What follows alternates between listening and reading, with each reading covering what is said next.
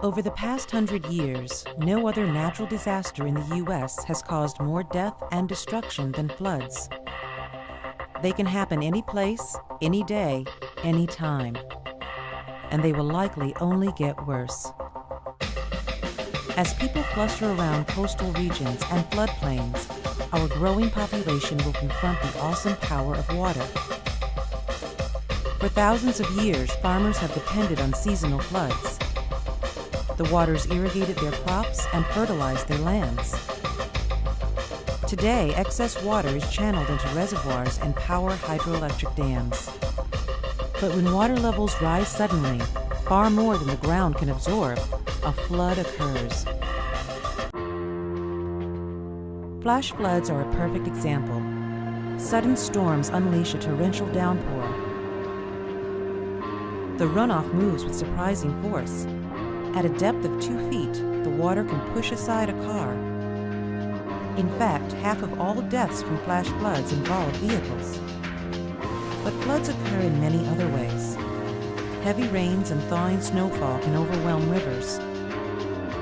Storm surges caused by hurricanes and tsunamis inundate the coastline. Landslides and mud flows can displace large volumes of water. Dams break, levees fail.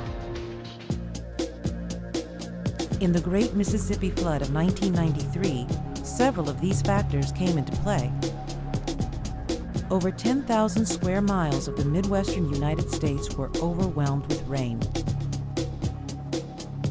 In a cruel twist, the earthen dams known as levees along the upper Mississippi River forced the water to flow downstream faster and stronger. Communities further downriver were hit with the full brunt of the Mississippi. 2/3 of all the levees were breached. Though towns rallied to protect their lives and livelihoods, the damage was still immense. Over $10 billion in damages, 56,000 homes flooded or destroyed, and some 50 people were killed.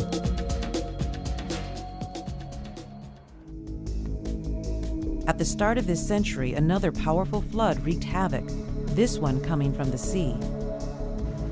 The storm surges of Hurricane Katrina submerged 80% of the city of New Orleans. Over 1,800 people died in the floods.